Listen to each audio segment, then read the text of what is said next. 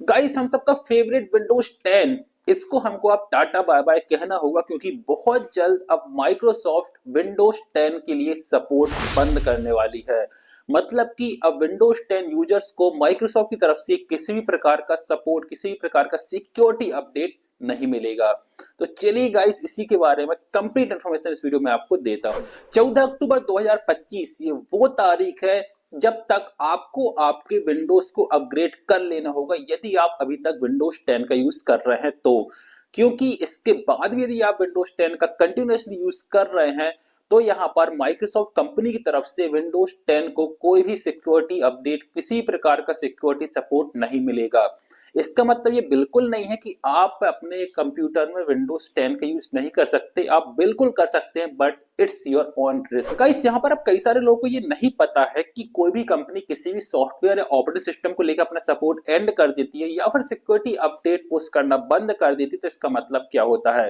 Guys इसका मतलब ये होता है कि उस पर्टिकुलर डेट के बाद, जैसे कि विंडोज 10 के केस में 14 अक्टूबर जो डेट है, उसके बाद यहाँ पर यदि आप उस विंडोज 10 का कंटिन्यूसली यूज कर रहे हैं देन वहां पर कंपनी उसके लिए रिस्पॉन्सिबल नहीं होगी यदि उसमें किसी भी प्रकार का आपको सिक्योरिटी कंसर्न आता है तो।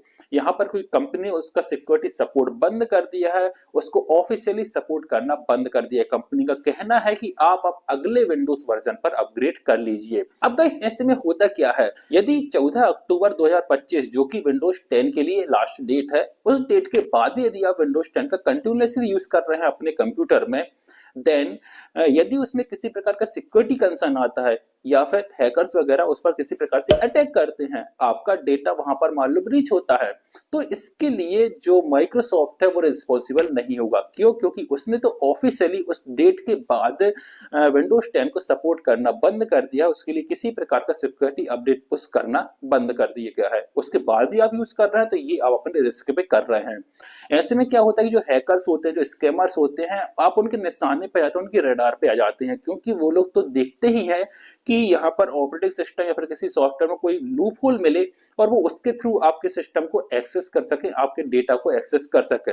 और लूप होल यदि उनको मिल जाता है तो कंपनी भी अब उस लूप होल को ऑफिशियली फिक्स नहीं करेगी क्योंकि उसका सपोर्ट कंपनी बंद कर देती है उस पर्टिकुलर डेट के बाद। अब यहाँ पर बात आती है कि आप लोग को क्या करना चाहिए।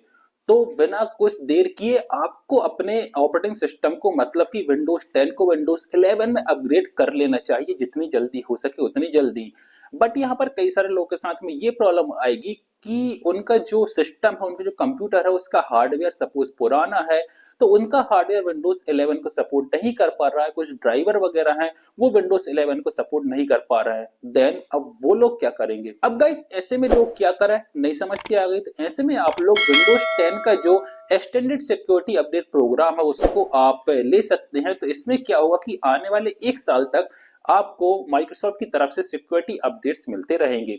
बट अब 1 साल के बाद क्या, तो यहाँ पर 1 साल के बाद आपके पास ऑप्शन नहीं बचता कि आप अदर ऑपरेटिंग सिस्टम जैसे कि लाइनक्स, क्रोम ओएस, इन पर शिफ्ट हो जाएं, जिससे क्या है कि आप इनका यूज कर सकते हैं और ये आपके कंप्यूटर के हार्डवेयर को भी सपोर्ट कर पाएंगे। नाउ गाइस बात करते हैं कि अगर मेरा ओपिनियन क्या है इसको लेके, तो मैं आपको क्लियरली बताऊं कि आपको जितने जल्दी हो सके आपने विंडोज 10 को विंडोज 11 पर अपग्रेड कर लेना चाहिए।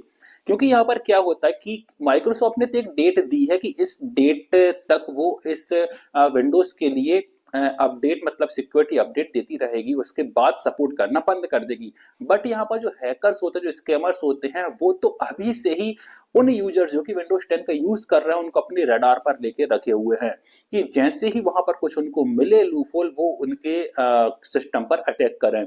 और कंपनी क्या करती है, क्योंकि कंपनी ने तो ऑफिशियली डेट दे दी है कि उसको सपोर्ट करना बंद कर रहे हैं, तो उस पर अपना इंटरेस्ट भी धीरे धीरे वो कम कर देती है। मतलब कि उस पर इतना फोकस अब वो नहीं करेगी और उस डेट के बाद तो कंप्लीटली उसका सपोर्ट बंद होने ही वाला है। तो ऐसे में मेरी एडवाइस आपको यही है कि जितने जल्दी हो सके आप उस डेट का इंतजार ना कीजिए, जितने जल्दी हो सके आप अपने विंडोज को अपग्रेड कर लीजिए।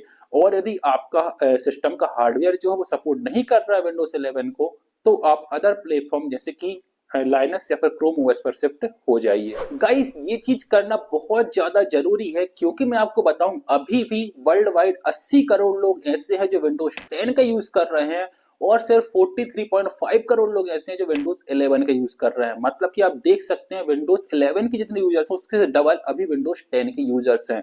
तो कितने सारे यूजर्स यहाँ पर रिस्क पे हैं, और इस डेट के बाद भी यदि इनने अपडेट नहीं किया, जैसा कि हम सब जानते हैं कि बहुत सारे यूजर्स हैं जो सपोर्ट बंद होने के बाद भी उस ऑपरेटिंग सिस्टम का यूज लंबे समय तक करते रहते हैं, तो उतने सारे लोग यहाँ पर रिस्क पे आ जाते हैं, हैकर्स के निशाने पे आ जाते हैं यहाँ पर गाइस। और एक चीज ये भी होती है कि बहुत सारे यूजर्स ऐसे होते हैं जो एक बार कंप्यूटर को ले लेते हैं, परचेस कर लेते हैं और अपना काम उस पर करते हैं।